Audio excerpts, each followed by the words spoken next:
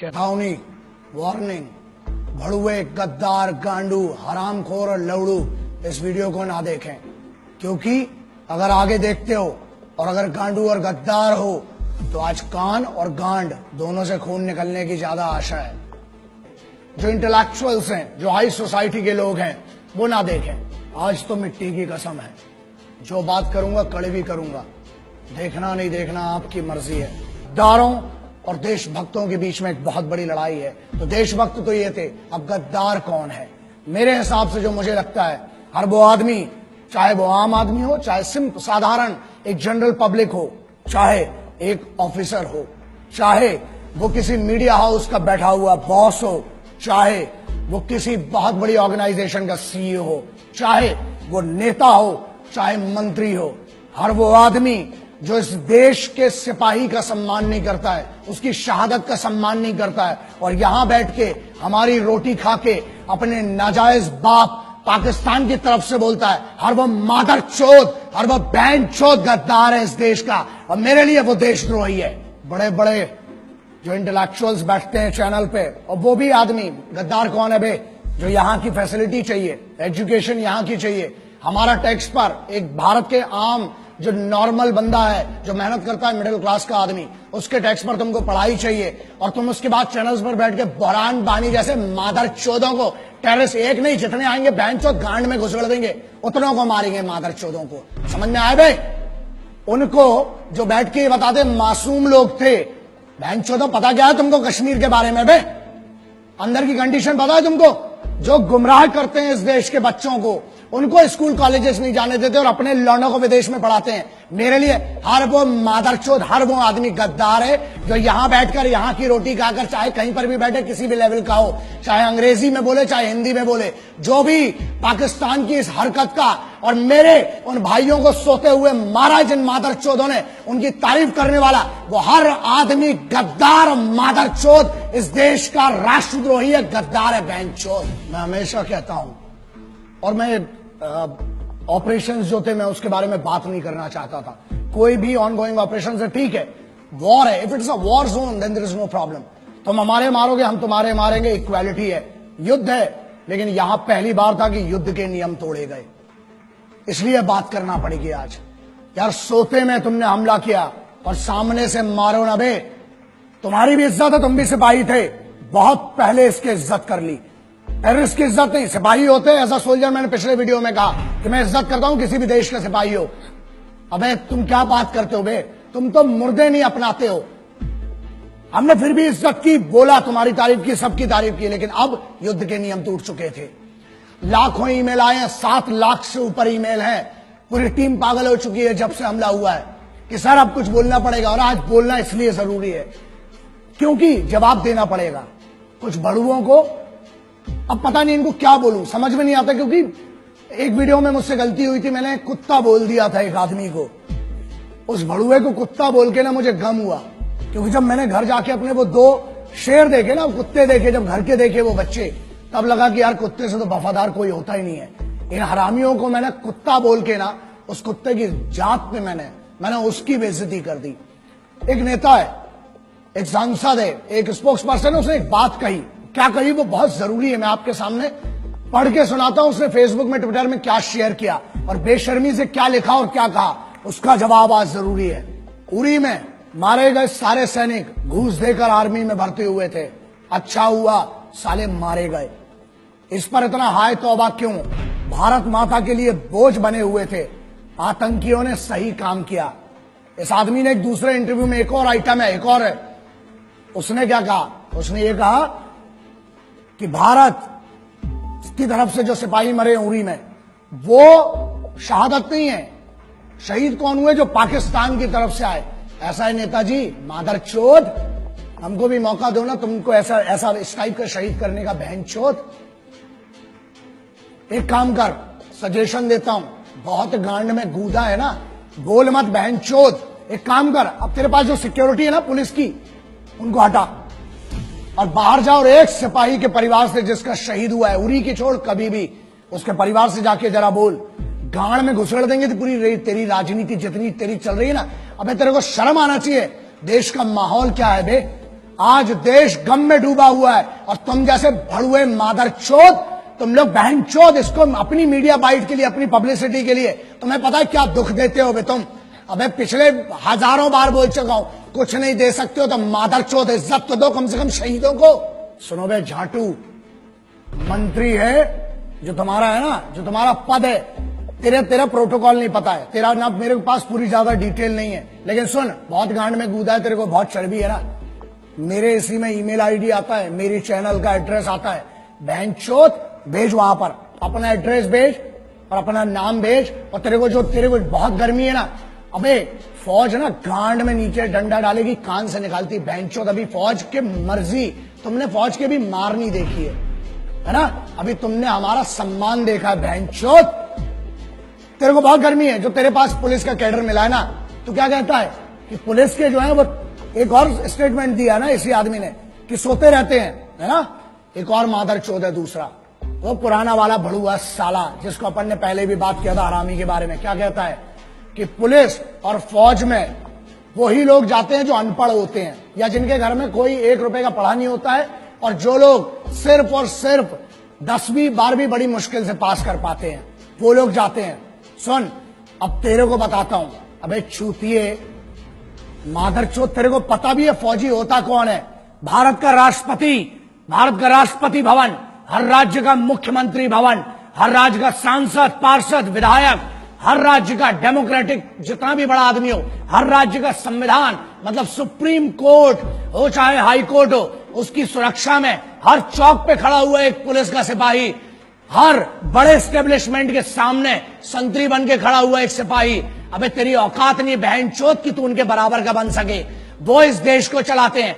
तू अगर इन मंचों पे जाके इतनी बड़ी बड़ी बात कर पा रहा है ना, भोसड़ी के इसलिए कर पा रहा है क्योंकि वहां सिपाही हर चौगड्डे पर तेरे लिए खड़े और तेरे जैसे मादरचोदों को इतनी परमिशन दे रखी है। यही प्रॉब्लम है। जिस दिन छूट मिलेगी और जिस दिन सही मौका आया, याद रखना गांड में इतना बड़ा सुल्ला जाएगा। बहनचोद, अभी तूने बहुत मोहब्बत देखी और बहुत हुआ सम्मान तुम्हारा मादरचोदों। एक और सेंटेंस बोला इसने बहनचोद ने कि पैसा देके, घूस देके जाते हैं। अबे चूते तेरे पास दिमाग है लौड़े।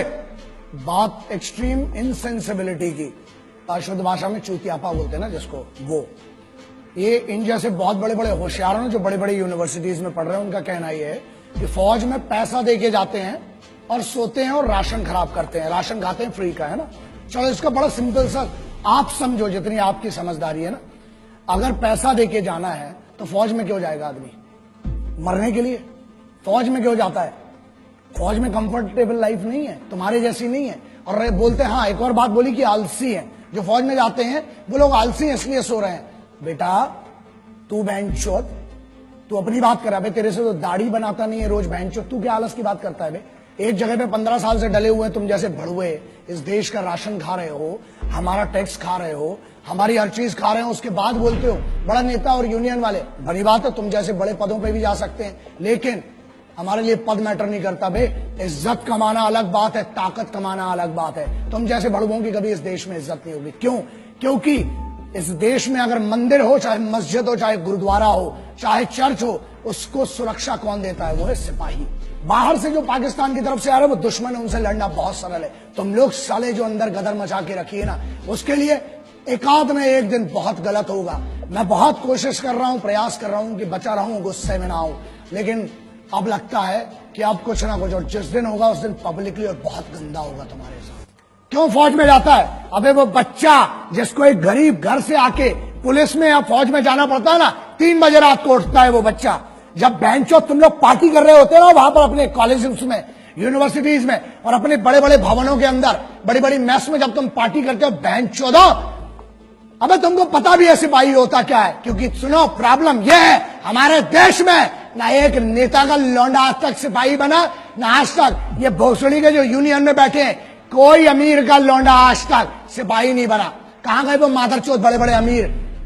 अबे भोसड़ी के खेल के लिए समय देने वालों को, मैच जीतने वालों को क्या मिलता है? इनाम मिलता है ना। और वहां जो जान अपनी बॉर्डर पे लगाते हैं, -60 50 में वहां लड़ रहा है आदमी, घूस देके गया, चल माना बहनचोद तेरी बात, चल घूस दे के गया बहनचोद, तू दे देना मादरचोद, है गांड में दम तेरी, तू जा घूस दे के बहनचोद उधर पे, एक दिन की नौकरी कर मादरचोद। अबे आर्मी की और कमांडोज की छोड़, स्पेशल फोर्सेज की बहनचोद, एक दिन मैं देता हूं चैलेंज, अबे तेरी पूरी जिंदगी की पेमेंट दूंगा इन बड़वे मादरचोद गद्दारों की। जा एक दिन ट्रैफिक पुलिस का काम करके देख मादरचोद, धूप में वहां खड़े होकर देख, पानी में खड़ा होकर देख, मुंबई पुलिस हो चाहे दिल्ली पुलिस हो चाहे हरियाणा हो चाहे उत्तर प्रदेश हो, एक पुलिस के सिपाही का काम करके देख, फौज की तो बहुत दूर की बात है, तेरी गांड में इतनी दम रही है बहनचोद। और सुन, ये बात क्लियर सुन ले, आज तुम जैसे मादरचोदों को अगर मार के जेल जाना पड़ा, 14 साल मंजूर है बहनचोद। जिस दिन मेरे सामने पड़े ना मादरचोद, मारूंगा, लेकिन एक बात पक्की है, पब्लिकली मारूंगा, अकेले कभी नहीं मारूंगा, क्योंकि तुम जैसे आगे और पैदा ना हो बहनचोद। अबे मुझे तो शर्म आती है, माफ करना, जिसने तेरे को पैदा किया ना मां, मुझे माफ कर दे, तेरे को भी नहीं पता था कि ऐसी मादरचोद औलाद पैदा करोगी मां आप। शर्म आती होगी उस मां को भी अपने कोख पे जन्म पे कि ऐसा गद्दार पैदा कर दिया बहनचोद को। सुन मादरचोद, जिस दिन मेरे सामने आया मारूंगा, घसीट घसीट के मारूंगा बहनचोद। और दूसरी चीज, 14 साल होती ना, जमानत तो मिलेगी, आऊंगा तेरे जैसे और मादरचोदों को ढूंढूंगा, फिर मारूंगा बहनचोद, जाऊंगा। 14 साल मंजूर है बे बहनचोद, क्रांतिकारियों का चेला हूं, जेल भी गया कोई फर्क नहीं पड़ता है, लेकिन तुम जैसे गद्दारों को चुप करके रहूंगा, फिर मारूंगा, फिर जेल जाऊंगा, बाहर आऊंगा, जब जब आऊंगा मारूंगा मादरचोदों। दूसरी बात मुन्ना, हमें रोज सुबह से लेकर रात तक धमकी के कॉल आते हैं, और रही बात हमारी, मादरचोदों इतनी तैयारी के साथ चलते हैं, इतना जखीरा तो खुद लेके चलते हैं बे, इतना असला बारूद, मादरचोदों 1 किलोमीटर तक धुआं धुआं करूंगा जिस दिन मैं मारने पे आया बहनचोद। और ये दम बुलेट प्रूफ गाड़ी की नहीं है बीपी की जिसमें बैठ के घूम रहा हूं, गाड़ी के बाहर आने के बाद भी जगह बोल तू बहनचोद, नाम बता उस जगह का, अकेला आऊंगा मादरचोद, ईमेल कर, फोन नंबर ले मेरा, लिख चैनल पे अपना एड्रेस, आऊंगा मारूंगा बहनचोद घुस के तेरे को। लेकिन सुन, तुम जैसे जितने मादरचोदों सिपाहियों के बारे में, उनकी शहादत के बारे में बोलना बंद करो मादरचोदों, वरना मेरे जैसे बहुत पागल है, एक को काटोगे 1000 खड़े होंगे, हर बार पैदा हुए आगे भी होंगे, मार डालूंगा बहनचोद तुम जैसे एक एक को। हिंदुस्तानियों का स्वाभिमान बहुत बड़ा होता है, अभिमान बहुत होता है अपने में। कैसी बच्चों जैसी बातें कर रहे हो तुम लोग, हाँ समझ में नहीं आएगा, बताता हूं। अबे हमारे इधर तो बेवड़े भी होते हैं ना, वो भी गुस्से में एक दूसरे को गुटका नहीं देते हैं, समझ में आ गया। अबे तुम तो कश्मीर मांग बैठे पागलों। दूसरी चीज, हमारे इधर ना, अबे पब्लिक ट्रेन, लोकल ट्रेन में ना, वसई विरार साइड की कोई ट्रेन होती है, उधर अंबाला पटियाला की कोई ट्रेन होती है लोकल ट्रेन, अबे वहां पर लोकल ट्रेन में सीट नहीं देते हैं, तुम तो कश्मीर मांग बैठे। और अगर पैर की धूल होती तो फिर भी 1 लाख बार सोच के चलो दे दिया होता, मोहब्बत से मांगते तो। अबे तुम तो दुश्मनी में हमसे हमारा मुकुट कश्मीर मांग बैठे हो। हमारा था, है, और कुबा तो गांड में तो ले लेना बहनचोद, हमारा था, है और रहेगा। जितनी बार घुसोगे उतनी बार मारेंगे, आ जाओ, प्योर इन्विटेशन है। और रही बात हमारी, हम जैसे पागलों को घंट फर्क नहीं पड़ता बहनचोद, डंडा डालेंगे, पेलेंगे जितनी बार आओगे। माफ करना, मैं उनसे माफी मांगना चाहता हूं जो मेरे सिपाही, चाहे वो पुलिस के सिपाही हैं, चाहे मेरी फौज के सिपाही हैं, चाहे जो भी सिपाही हैं जिनकी हम बात करते हैं, जो यूनिफॉर्म पर है, जिसने यूनिफॉर्म पहनी है, कोई सी भी यूनिफॉर्म है, वो इस देश का सिपाही है। अगर इन गद्दारों को मैं जवाब नहीं दे पाया हूं ढंग से, या इनके सम्मान में कोई कमी रह गई है, तो मैं आपको वादा करता हूं, एक कमांडो वचन, एक सिपाही वचन है, जहां मिलूंगा, जब मिलूंगा, आपकी तरफ से अलग से इनकी गांड में डंडा करूंगा, अलग से मारूंगा बहनचोदों को। मैं सिर्फ, हम जो है, हम सिर्फ तिरंगे के सगे हैं, ना हम किसी के उपकार के हैं, ना हम किसी सरकार के हैं, समझ लेना, ना हम किसी के उपकार के हैं, ना हम किसी सरकार के हैं, हम हैं तो सिर्फ हर फौजी, हर सिपाही के परिवार के हैं। हमको किसी से कोई मतलब नहीं होता, ना हम किसी के उपकार के सगे हैं, ना हम किसी सरकार के सगे हैं। हम हैं तो हैं सिर्फ और सिर्फ एक फौजी और एक सिपाही के परिवार के सगे हैं। बस इतना मेरी तरफ से आज जितना हो सका इस भाई से करूंगा, आज भी कर रहा हूं, आखिरी तक इस मिट्टी के लिए लड़ूंगा। और अगर तुमसे ना हो सके तो बताना, ये भाई तो आखिरी सांस तक तुम्हारे लिए लड़ेगा और इस मिट्टी के लिए लड़ेगा। ये वादा रहा तुमसे, आज भी और आगे भी। जय हिंद, वंदे मातरम, इंकलाब जिंदाबाद, भारत माता की जय।